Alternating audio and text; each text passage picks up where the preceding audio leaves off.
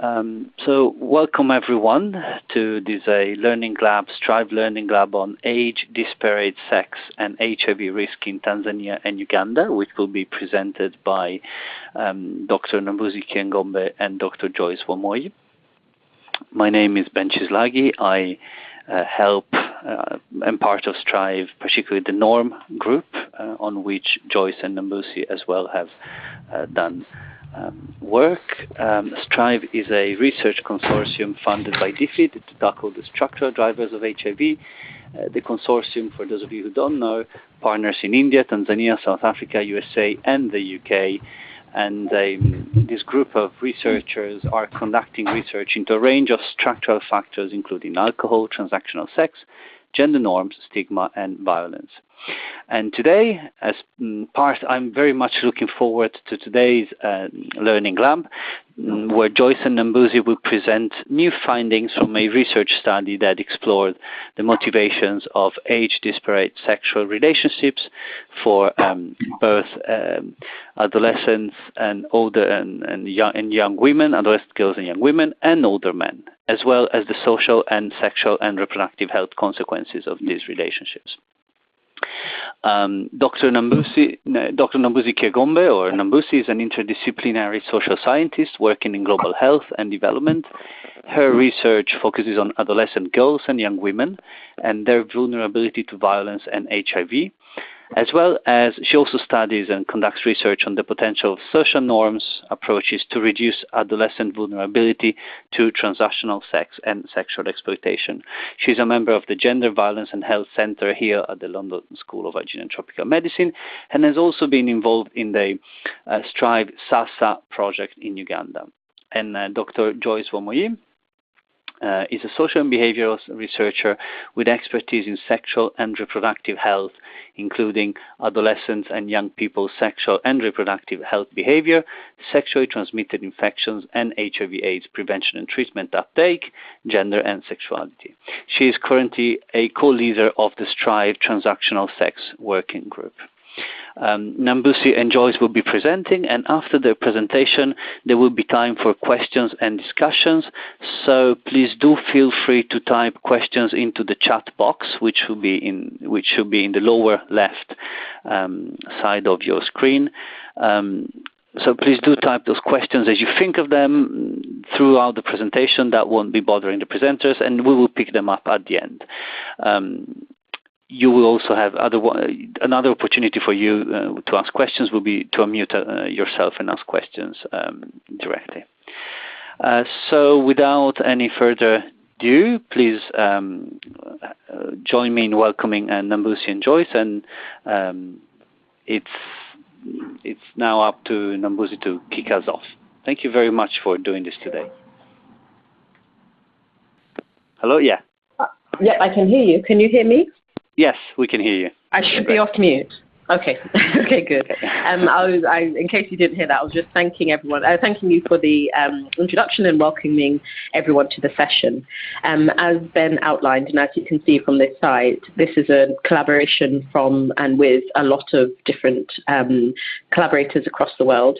And this work also speaks to the work of LINEA, which is the Learning Initiative on Norms, Exploitation and Abuse.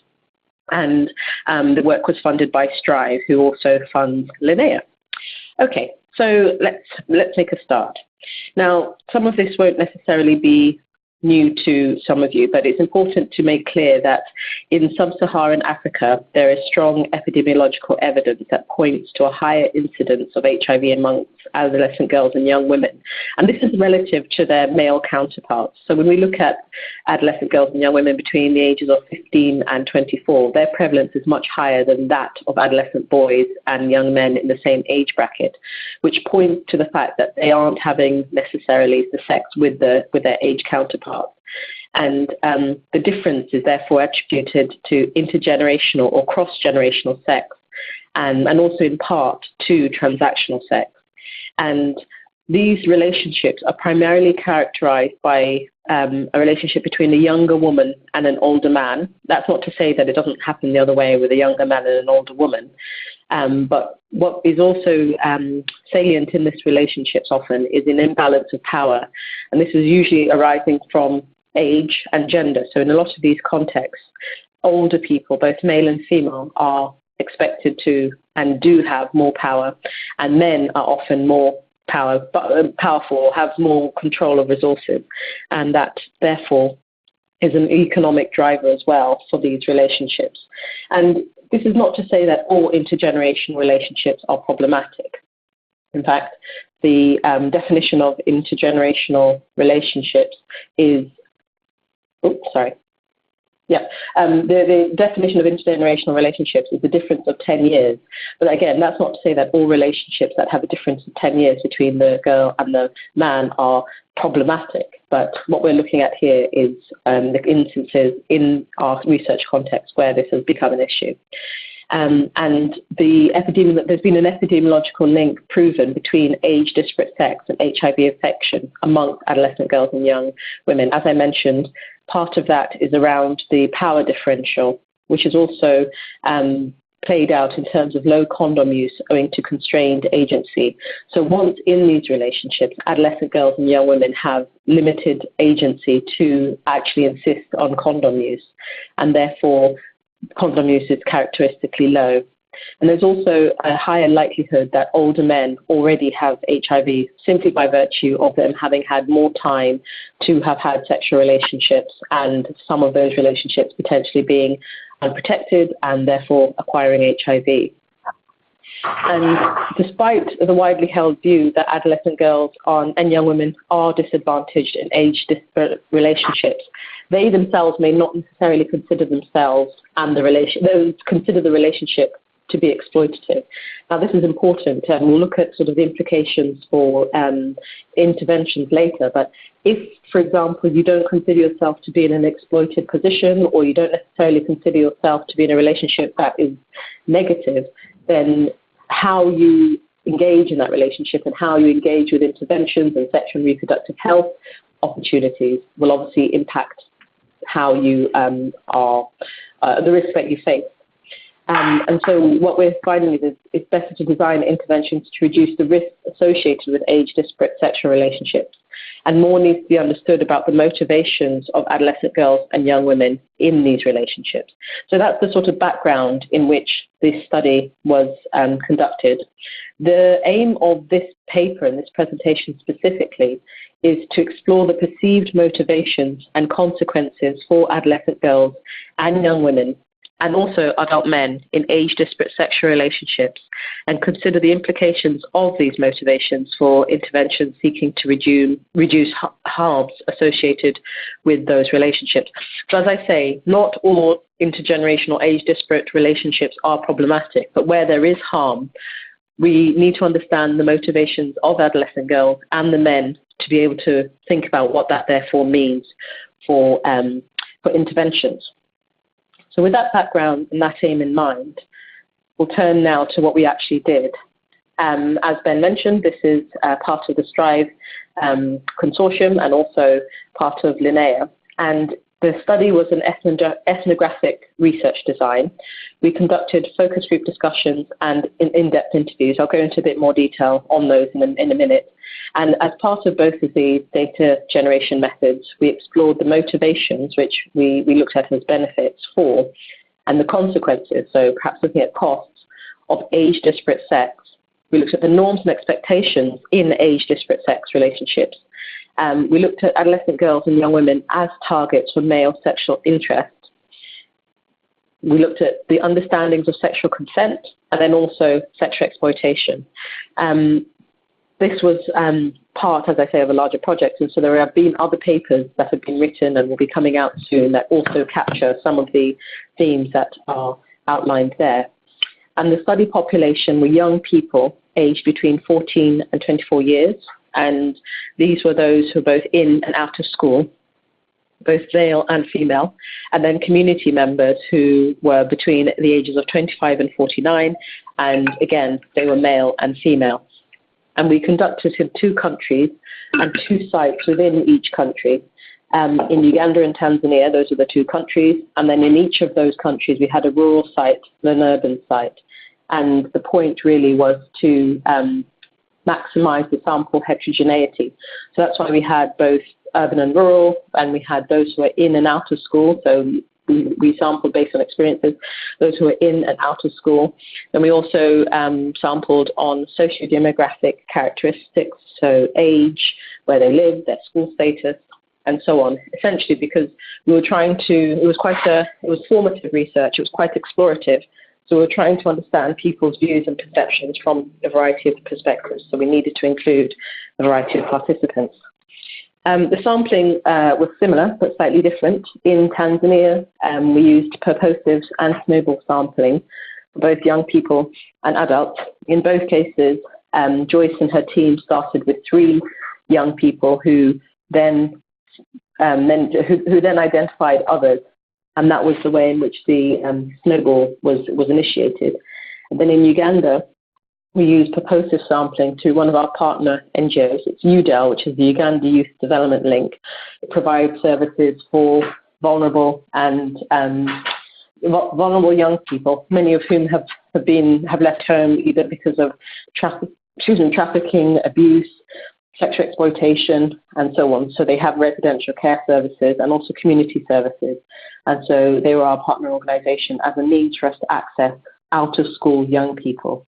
And then also through the local government structure. So in Uganda, each local area has a local government structure with a chairperson and so on. And that chairperson would have a list of all the young people, or be aware of all the young people and adults in their communities, and we therefore sampled from that. So as I mentioned in a bit more detail, this is a sampling strategy. We had, as I said, rural and urban, and in-depth interviews and focus groups, and in and out of school. Don't worry too much about the numbers, but we just include the size to kind of capture the heterogeneity that we were able to achieve in the sampling. And in terms of the specific numbers, we conducted 37 focus groups across the 2 countries and 87 in-depth interviews. And that's, as I say, with young people, both in and out of school, male and female, and then adults in the community, male and female as well. All the tools were semi-structured, and we had similar tools for both countries. Joyce and her team had already conducted some formative research on transactional sex in Mwanza in Tanzania, where she conducted her research. So some of the more explorative early themes were not explored in Tanzania because we had a good understanding of those themes already. So we had a lot of overlap between the tools, but slight divergence as well. And the interviews were sex matched, so females interviewed females, males interviewed males. They were all audio recorded, and they were conducted in the local languages, so Kiswahili and Luganda. The interviewers were trained social scientists with experience of working on sensitive topics and also with vulnerable groups, including children. And this is obviously important because, particularly with behaviours that may be considered undesirable, it's very important that the team and the researchers were able to build as much rapport as possible in order to get as rich data as possible. So we were very lucky to work with such skilled researchers who conducted the interviews. And in terms of the ethical considerations, we had ethical clearance from the London School of Hygiene and Tropical Medicine, from NIMRI in Tanzania, and UVRI, which is our research partner in Uganda, and then also the Uganda National Council for Social Science and Technology, which is the government overseeing structure that must approve all research conducted in Uganda. And then we also had permission from local government structures, so local councils and municipal leaders, to ensure that the research was compliant and that they were happy for us to conduct it. In terms of consent, we obtained written informed consent or assent from all participants. We also obtained written informed parental consent for children whose parents were available, for those who weren't available, mainly in Uganda, we had in loco parentis consent from UDEL. So these children were considered emancipated minors or were under the legal care and guardianship of UDEL. So UDEL was able to provide the consent. And obviously assent was for those who are under the age of 18. And we also had permission from head teachers of sampled schools to approach young people in their school. But then those young people still needed to provide their assent, and their parents needed to provide consent. And a very important part of the research was to make sure that we had a referral system in place in all sites in order to support any individuals who are identified or self-identified to require support following participation in the interviews. As I mentioned, some of the things we're looking at were around sexual consent, around sexual exploitation. So these are issues that could potentially require referral. So it was very important that we had those systems in place to ensure that people were adequately supported. So in terms of data analysis, in both countries, we held regular team debriefs during the data collection. This was very important in order to be able to explore early themes, early impressions in the data, and also to examine any new lines of inquiry that may have emerged. It was very useful, for example, to hear from the various researchers what they were hearing and think about whether that had implications on the data collection, and importantly, whether that had any implications on our ethical procedures or anything that we needed to adjust or so on. And so that was a very important part of the analysis. All interviews were transcribed verbatim and then translated into English prior to analysis, which was supported by In Vivo 10. And the coding was a combination of a priori and grounded codes, the grounded codes emerging from the data. And we drew on techniques described in grounded theory, mainly constant comparison and deviant case analysis. And we drew representative quotations which illustrated the main findings from a varied array of participants across all sites in both countries. And that's what is reflected in the paper on which this learning lab is based. We can include the reference, but it's an interesting paper that summarizes what we're discussing today.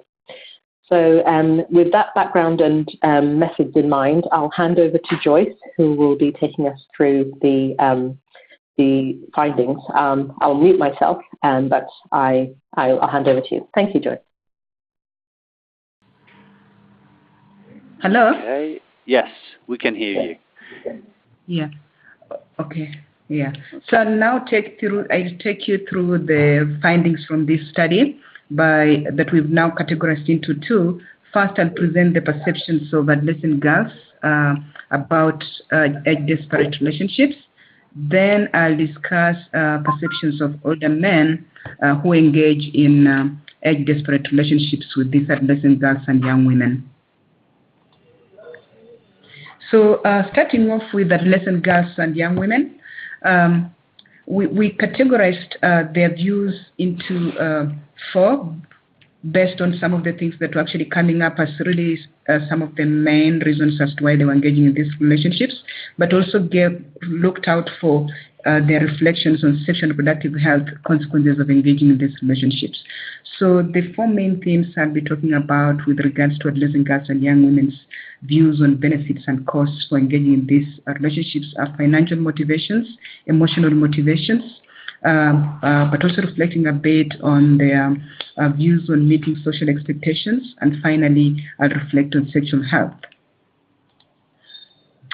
So starting off with financial motivation, adolescent girls and young women talked about their primary motivation for engaging in relationships with older partners as being because older partners provided better and more reliable resources as compared to younger men, but they could also be trusted to honor their promises of gifts and gave bigger gifts, large amounts of money as compared to boys. So that was one of the key motivations that they thought older men were probably better partners compared to younger men. But also, generally, adolescent girls and young women perceive these relationships with older partners as very important means through which they maintain their position within their peer networks, because they could afford most of the things that were needed, that were very much important for their social esteem, but also within their peer network. And here is just an example from Uganda, where young women who were participating in a focus discussion said, no, the reason why we don't take on men of our age is that these boys are so mean that when you have sex with them, he only gives you 5,000 shillings, which is an equivalent of about $1 at the end, yet you admired a certain dress that your friend Dora has. Dora's dress does not cost $1. That is why you get a daddy who will tell you that let us go to the shop, and you point at the dresses, then they pack them for you. When you go to the shop, you even ask for the shoe that Prosi has. So probably this Prosi is a peer, and you know, when you go to the shop with a much older partner, then you can pick anything. And those are things that peers cannot afford.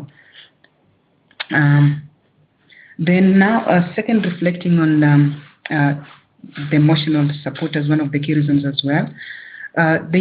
Most adolescent girls and young women interpreted provision of gifts and money as being synonymous with care and emotional support. This was especially in situations where they were experiencing lots of stress and anxiety as they struggled to meet basic needs, because most of them were actually from households that were poor, or generally poor. So they kept talking about older partners as being partners or people who cared for them and provided for them, especially when they were in distress, and they were much better than peers. And again, we see examples from both Uganda and Tanzania where the data was actually very similar, and they were reflecting on the emotional aspect that actually they get mainly in relationships with older partners and not necessarily with their peers. So these young adolescents in Tanzania said, you find that the older one cares for you, you just decide, I would rather be with this one who cares for me. He gives me what I want. I think that also contributes, because you can't have a relationship with a boy who is just there and all he wants from you is sex and does not care, meaning that he does not provide for materials for you. You can't continue being with him. And in Uganda, the reflection actually is also similar. And these slightly older women say girls choose to be in relationships with men who are older because those older men have too much love, yet those younger boys jump around with any girl. If he sees a girl who is his age, he wants to initiate a relationship with her as well. The older man has love. The girl knows that he will always be close by. He is responsible enough to buy the things that you need at home because he feels that you are young. If he neglects you, other men will take you away. So, reflecting on aspect of social expectations, adolescent girls talked about peer pressure as being very important determinant on their decisions on whom to have sex with, but they were actually acknowledging, in as much as peers tended to cause, encourage, or push many of them to have older partners because of mainly getting material needs, it comes with social costs, which we thought was actually very interesting. So it's not just the materials, but they were very much aware that it also comes with consequences.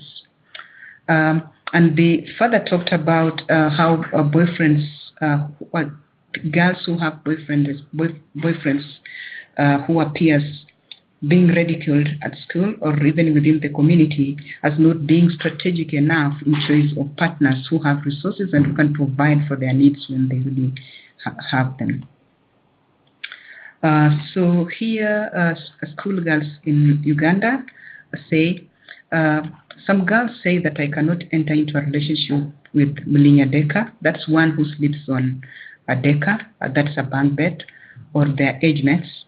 The ones that we are at school with, because they know that he will have to ask for money from his parents. Yet the girl is always asking for the money from their parents. So they thought a peer actually is dependent as them. So they wanted a person who would actually have resources and just have access to things when they really need it, while a peer had to find a way of getting money from the parents to be able to give them. So they were just really comparing the difference between them again. So there was a general social expectation that provision of gifts and money in relationships had to be reciprocated. And in many of the interviews that we did, there was this expression from adolescent girls and young women that eat and you'll be eaten. And when they talked about eat and you'll be eaten, they were mainly referring to receiving gifts, that is to eat. But you'll be eaten meaning have sex with a girl. So that expectation of reciprocity was implicit in many relationships, and of course it was almost, everyone understood it that once you receive, then you have an obligation to provide sex. So it was implicit but very clear to this study population.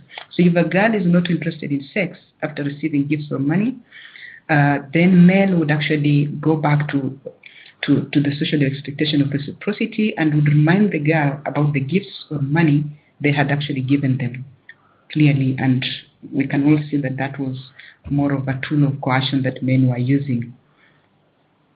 And there were also situations where girls deliberately avoided to have sex when they knew they were actually expected to have sex once they have received those materials and money from the men. And in Uganda, that was commonly referred to as the toothing a man, which increased, of course, their risk for violence. Drawing on a few examples, in the first one we see young women in Tanzania talking about, illustrating the principle of reciprocity and talking about eat and you'll be eaten, and you have to pay back by laboring through having sex with him, whether you like it or not. It means help me and I help you. The second one, again, a young woman talks about this by saying he forces you. You might find that those whom they have sex with are older than them and they give them things. They will start to remind you, I always give you this and that. How comes then today you have refused to have sex with me? So men were very good at reminding them if girls took the items, took the money, and they were avoiding sex. Yeah, but however, despite many girls, of course, talking about being in age-disparate relationships, there were some girls, especially those in school, who valued relationships with age mates, and I think it's very important for us to highlight that, because they thought age mates were emotionally intimate because, of course, they were single and not married, but they thought they had some shared lifestyle with their peers as compared to older partners. They talked about aspirations to finish school together. They talked about getting married, helping each other in school, which was something that, of course, they said you wouldn't easily get in older partners. Yeah, and reflecting on the costs of engaging in relationships with older partners, adolescent girls talked about being stigmatized and being referred with labels such as malaya, which literally meant prostitute. And as a way of trying to avoid that stigma, many girls were actually compelled to hide their relationships so that people don't really know they're having relationships with older partners. And here again, we share some examples, just reflecting on some of the social consequences associated with being in relationships with an older partner. First, in Tanzania, a young woman says, I have never told anyone I'm having sex with an older man. It is embarrassing to tell people I'm not compatible with him because my body is small and he's big. I just keep it to myself, but I'm in the relationship. Then the second quote, we see another young woman saying, the reason why I say that it is bad is because that man could be in love with you. You seriously then could be in love with you seriously, then he asks you to take him to your home. And when you get there, your husband is even older than your father. It is embarrassing. So clearly they were talking about some of these social costs of being in relationships with these partners. Generally, of all the different categories that we interviewed, there was a general consensus about age-disparate sex being risky, especially for adolescent girls and young women. They thought these relationships had more costs than actually benefits. And there was a general discussion about older men being likely to be infected with HIV and STIs and being a source of infection to adolescent girls and young women. And here we have another example that says, I think it's mainly due to lack of knowledge. There's no benefit that they get in relationships with older men. It is mostly problems. She loves him because of his money. Now you find that this man has already been infected for a long time. She gets those viruses. She can also become pregnant. Thinking about the amount of money, which probably he gives her around $23, it's not enough to treat you of an STI. Even though he may think that he has a big benefit, it's actually a loss. So this was really important because it was coming from a man whom it was coming from a male-focused discussion, and most of them were actually engaged in age-disparate relationships. So clearly they were actually talking about the risks and just trying to weigh on the benefit that the girls get from it and the losses they might get in case they end up with a STI. And we also noted that in most of those age-disparate relationships, older partners remained the overall decision makers. They were the ones actually who made decisions on the use of protection. But girls, despite reporting this, but also being aware of the risks that were involved by having relationships with older partners, that did not prevent them actually from having relationships with older partners. Yeah, so here we see a younger woman in Tanzania saying, being with that older man has consequences, but he thinks about the money he gives you and feels that he's justified to manipulate you. He knows that you can't refuse when he tells you to have sex. He manipulates you the way he wants and at any time that he may desire.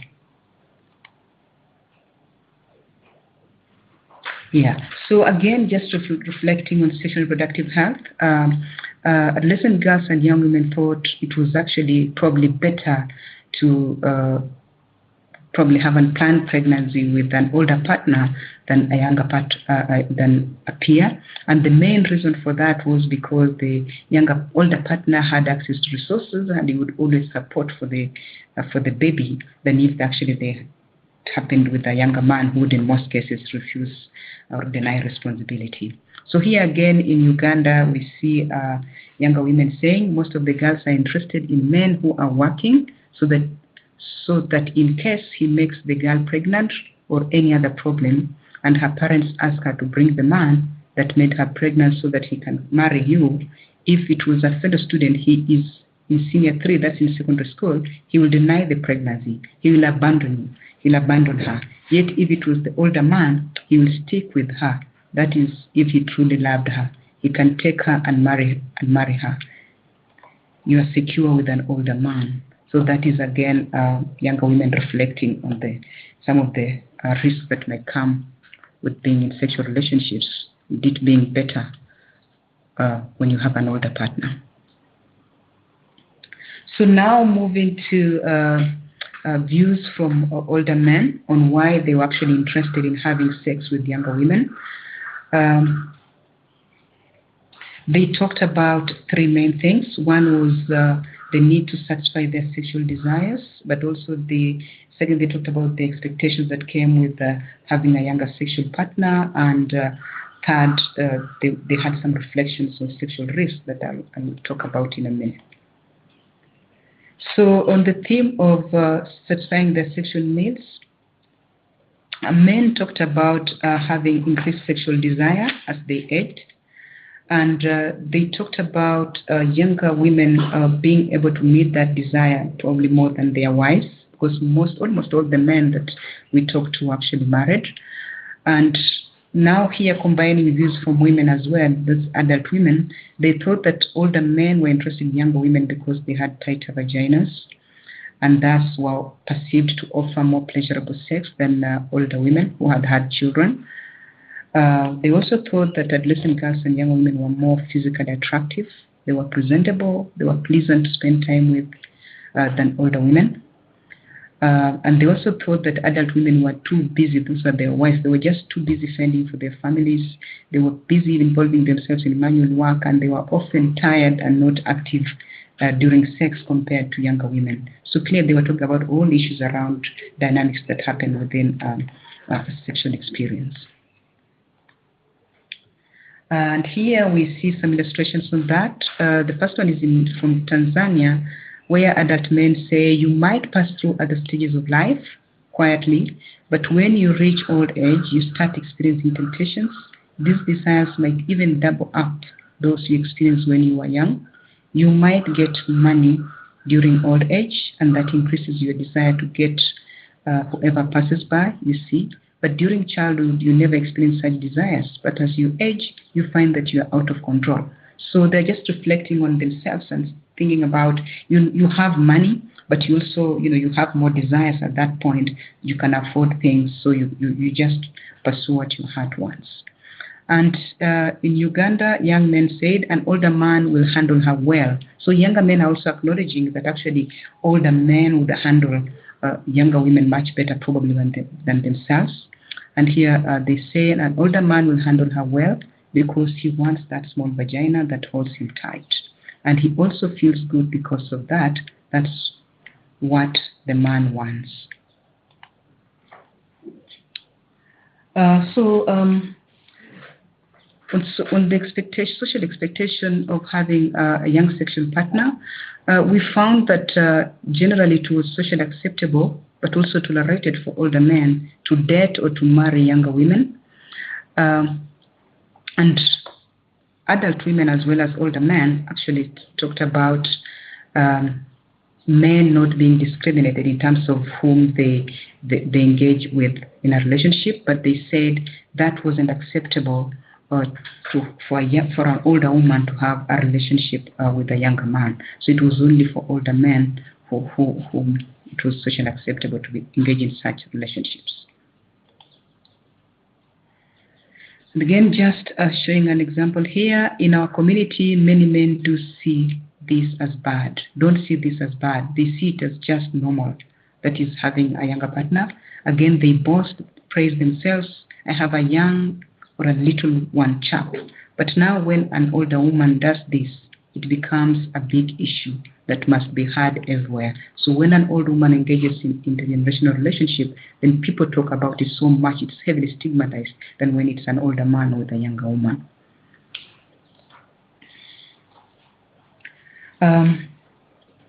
So adult men admitted that there were long-term costs to especially to their reputation for pursuing younger women that outweighed the short-term benefits of satisfying their sexual desire. They talked about the stigma that came as a result of engaging in relationship with younger women and how that tarnished their image within the community. They equated that to what they called polluting the environment for men who did that. And here we see adult men in Tanzania saying there are losses. The number one loss of being in those relationships is the embarrassment due to age differences. You also lose respect. Loss number 2 is when the girl is made pregnant by that older man. And she mentions a man whom people know has a family, has an older children and grandchildren. It's just embarrassing. So they were actually reflecting on that in as much as they were engaging in those relationships. And also further reflecting on the economic and psychological costs of age-disparate sex, adult men reported, personally, the benefits for me being in a relationship with her, that was a younger woman, were those short-lived pleasures during that time I was with her. But after leaving her, I always regret about the money I gave her. You see, I used my money for a short time, and later I'm really worried that probably my wife will know about the affair, but also what if the community knows about this? You see, I end up just blaming myself. So in as much as they were actually being told these relationships came with some pleasure, they were very much aware of the other consequences that came with it, especially in their psychological well-being.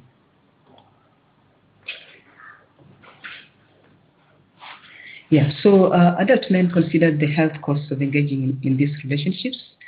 They clearly expressed the awareness of the risks that came with it. They talked about what would if we made a girl pregnant. You could also get HIV, you could also get other STIs.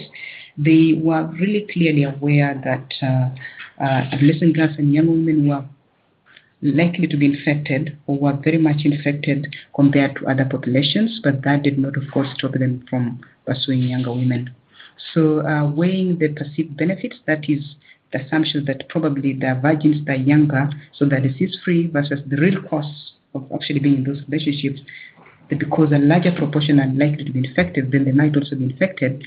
Another adult men said in Tanzania. Another problem is that for us men, we believe that those of a young age are safe, and hence we have sex without a condom, because we think this one has no infections because she's young.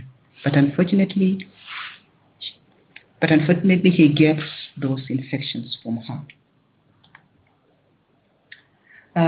So having presented now those different views on why men might be motivated to be in age-disparate relationships and why girls might actually be in there, we draw some conclusions and what that might mean for sexual and reproductive health interventions that target adolescent girls, young women, but also probably men in the general population. We've seen that age-disparate sex is very common in this setting. It's tolerated privately but condemned at a public level. We've seen the social cost, the stigma that comes with it when it's portrayed publicly, hence just driving people to hide relationships. And we've also seen that adolescent girls and older partners engage in these relationships for various reasons. They consider, clearly adolescent girls and young women consider them attractive and beneficial than relationship with men in the same age group. And we think this is really valuable information for people who are intending to reduce HIV risk in adolescent girls to be aware. They really think these relationships are attractive but also financially rewarding. So the immediate economic benefits sometimes seem to outweigh the health and the social costs that came as a result of them engaging in these relationships. Older men engaged in age-disparate sex for prestige, but also for pleasure. We've just seen that in the results. All the adolescent girls and young women and older partners very much aware of the health risks of engaging in these relationships. They talked about older partners being in control of protection use, and of course younger women and adolescent girls being in control of the amounts to be given. They were really a bit on the forefront on what they should really get as a result of being in those relationships. So thinking about these results with regards to interventions, we think it is very important that interventions acknowledge their perceived benefits of age-disparate sex for adolescent girls and young women and older men. And interventions should engage adolescent girls and older men probably in a critical reflection process on the medium and long-term benefits or consequences of age-disparate sex versus short-term satisfaction of desires and aspirations that they might all have. Then we think that interventions should tackle the structural constraints facing adolescent girls and young women by helping them actually access resources to become empowered and challenge the expectation of having to depend financially on men. And we acknowledge the efforts that are already going into empowering girls financially. So we've seen cash transfers, we've seen other financial interventions that are out there trying to tackle these structural constraints. We also think that interventions with men should unpack the assumptions that men are naturally hypersexual. That as they're aging, they're actually more interested in sex, and it's a proof of their manhood. So probably just a focus on what that means would probably help in trying to reduce the risks that are related to intergenerational sex. So we also finally think that interventions should address the social norms around relationships. What does it mean to love, especially if you're loving an older person? Issues around gender, the inequalities that come when these young women actually really attracted to these older men, or older men are attracted to younger women. The power issues that are at play that influence these relationships would also be very important for interventions to consider as they're trying to address age-disparate relationships. So with that, I come to the end of this presentation, but just before I end, I would like to acknowledge the participants, of course, who made it possible for us to collect this interesting data. The research assistants, the Linnea Initiative, STRIFE Research Program Consortium on the Working Group on Transactional Sex, and Oak Foundation for funding some of this work. Thanks very much for listening.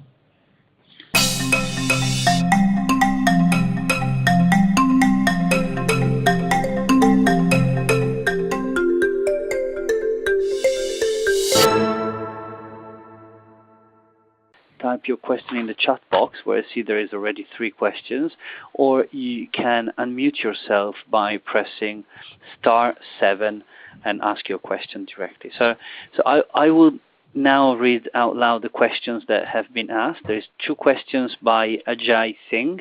The first question is, did the study also looked at multiple sex partner? Ajay says, I was trying to understand what could be other determinants of HIV risks. So the first question is whether you looked at multiple sex partner as a determinant of HIV risk.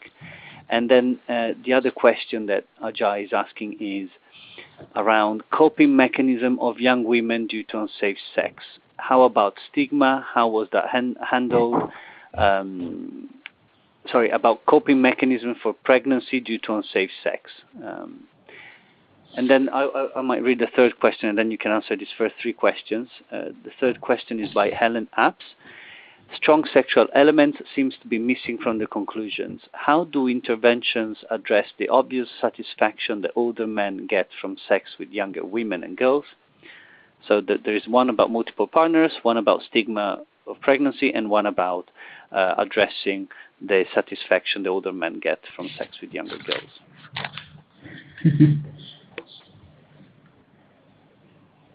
Joyce, do you want to take them, or maybe I can take the first 2, perhaps? Is that okay? So I need to remind myself. The first question was around multiple partners, and I think that's a really interesting point to make. What we found, or at least in Uganda, Joyce can confirm in Tanzania, was that for some adolescent girls and young women, in order to meet their needs, they would have more than one sexual partner. So, for example, if they had an age mate who they actually were emotionally close to or attached to, then they would be having a sexual relationship with him because they liked him. They wanted, as any relationship, to express their feelings for him through sex and so on. But then in terms of meeting their needs, there might be a man who was able to provide, say, for their rent. So she'd have a sexual relationship with him for her rent. But then there'd be another man who would help with other needs. So, for example, to do her hair or for airtime. And in fact, there are some narratives in the data around giving the men nicknames almost around what they provide. So that's my airtime guy. That's my hair, my saloon guy, where I do my hair. That's my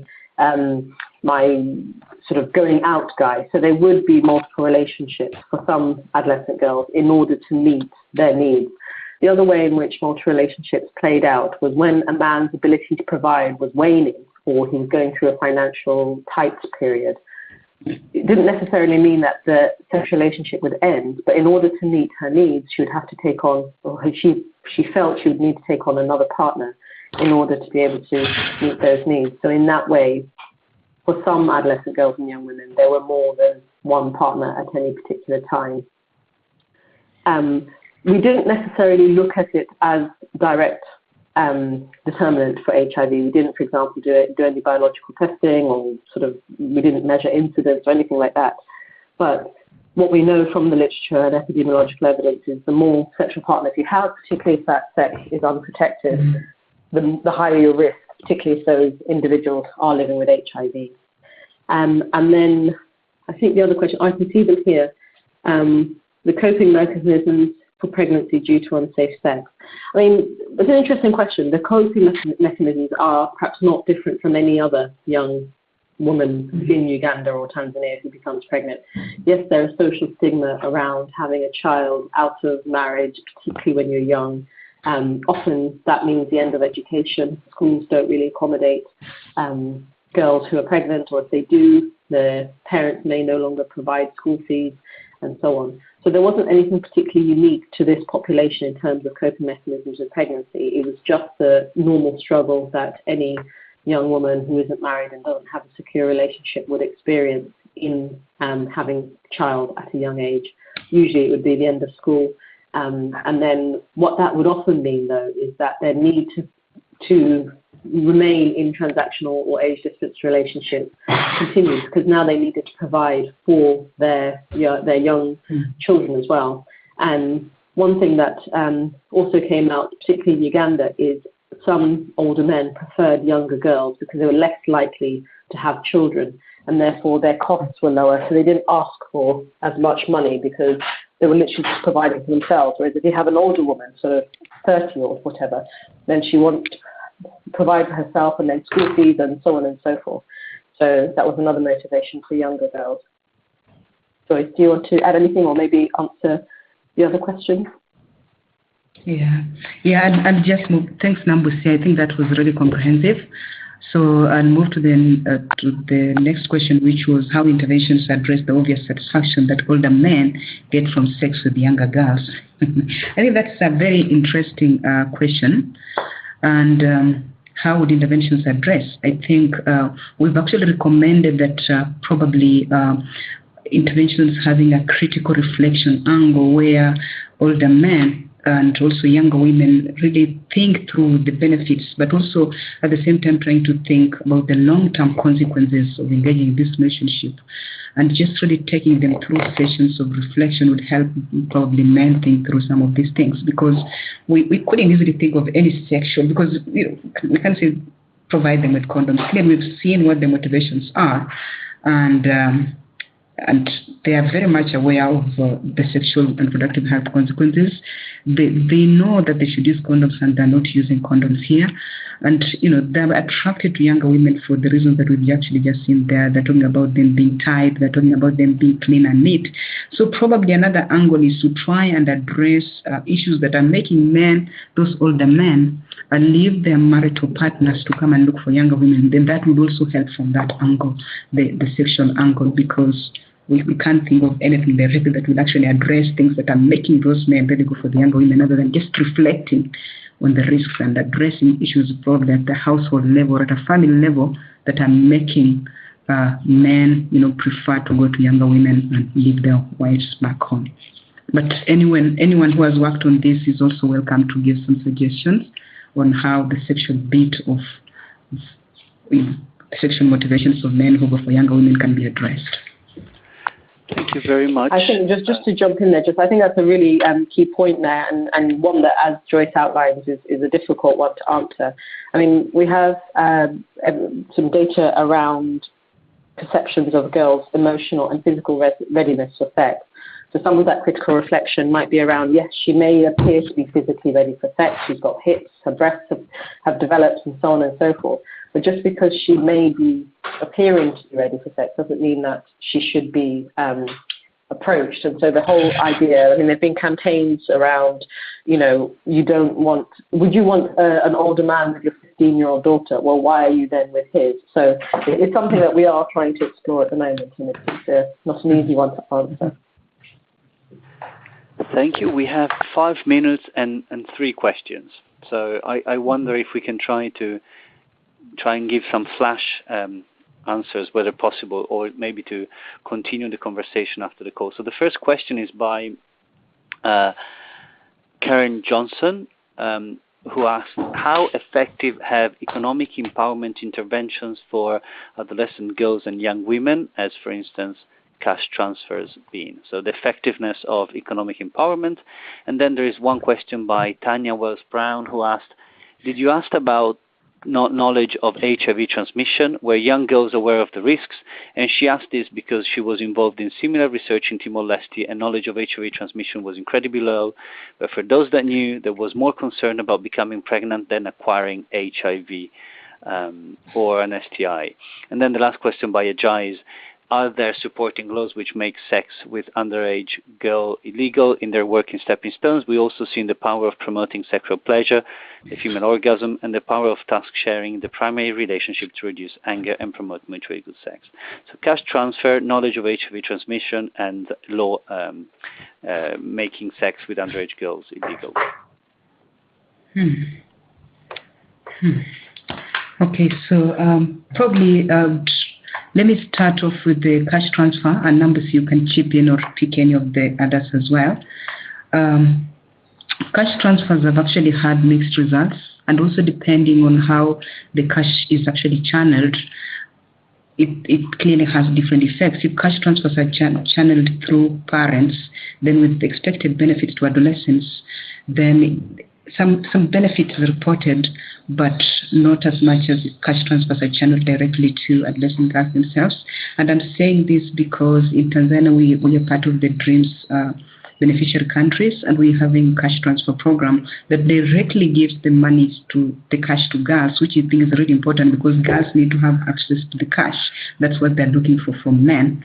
And many are now increasingly actually reporting having reduced partners, choosing their partners more strategically, and those are actually just the benefits that we've actually seen within 1 year of the program. We don't know how sustainable that's going to be when the program faces off, but we can increasingly see them reporting positively that they've now been empowered. They can now actually plan for themselves. They're now choosing who to have sex with. They're now in there out of love and not necessarily out of materials. So that's just reflecting on the immediate program that I know and I'm part of that is still under evaluation, but those are some of the preliminary results. So the effects have been mixed, to say the least. Concerning the numbers, I don't know whether you want to add something or I move to the next one on about knowledge of HIV transmission, whether girls were aware of risk. I think in the results we've presented that girls were really knowledgeable. We've had lots of social reproductive health interventions in Tanzania, and especially in the study setting. Many of them talked about the risks that come, in fact, with having a relationship with the older partner, and that's why we even analyzed using a cost benefit. If you're really aware of the risks, then why are you in these relationships? And clearly they would talk about other things, and having HIV or it's like accident at work. So they were really very much aware of the risks, but it's just that probably lacked that ability of taking action, that they were very much aware of what they needed to do. Of course, they talk a bit about older partners being the ones to initiate condom use, but knowledge was actually really good in this setting. And just to add there, similar for Uganda as well, there was very good knowledge about HIV, but like as you experienced in Timor-Leste, the fear of pregnancy was immediate. So if you get pregnant today, in 9 months, within months, it's physically visible. There's a social cost there as well, and then also your life changes going forward. Whereas with HIV, now there was a perception that now you just get some drugs and then you're fine. My auntie was sick and they gave her medicine and now she's fine. So if I get sick, well, I'll just take medicine and I'll be fine. That kind of almost fatalism for some, no real expectation that it's possible or realistic to avoid HIV within the structural context in which they find themselves. So thank you very much. Sorry, Joyce, you want to add something? Yeah, maybe just a bit to touch on the question on if there are any supporting laws which make sex with underage girls illegal. Yes, there are those laws that, in fact, they're very strict in Tanzania, that if you're found having sex with, they don't even call it an underage. She might actually be 20, she might be 19, she might be 21, but so long as she's in school uniform, she's underage. So again, underage would be defined different in different settings, and in this setting it also comes with the attachment or the link with school. So if she's still in school, she's underage, and the laws are very, very strict, but that doesn't stop people from engaging in relationships with those who are still in school. So if a girl is probably 17 and she's out of school, then of course she can. It's not that she's allowed, but the case is much weaker than one who is in school. But also, just to flag a bit on that, the laws are also at some point contradictory, especially in this country. We have the marriage law, the Marriage Act, contradicting also the other laws on other things. So if you can get married at the age of 16, for example, but you should not have sex with one who is in school if they're above 18. So it's all those contradictions in play, but yes, there are some laws. Probably it's a matter of seeing how to enforce them. And similar in Uganda, there's a defilement law, which is sex with someone under the age of 18, but they're very easy to, well, it's not easy, the challenge is the enforcement of those laws.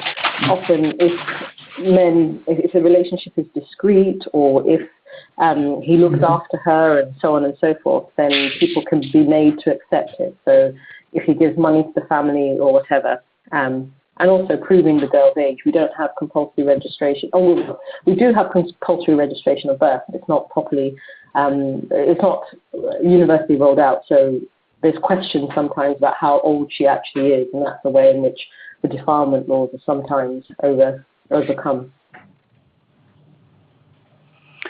Thank you. And I should have mentioned, actually, the comment by Stepping Stone was by Alice Wellborn. Sorry, Alice, for not mentioning your name. Thank you very much, Nambusi and Joyce, for this extremely interesting conversation and for having shared. And the paper, your paper, is available and on reproductive health, the Reproductive Health Journal of Biomed Central, and you will see the link to the paper in the chat box. All of our previous Learning Lab presentations are available on the Strive website, along with a series of materials addressing issues on structural drivers. As you leave the conversation, you will see a feedback form at the end of the call. It's really helpful for us to understand important information to guide the series, the Learning Lab series, so please do take a minute to fill it in. Thank you very much again, Nambusi and Joyce, and good luck with continuing your important work. And thank you everyone for being here today with us.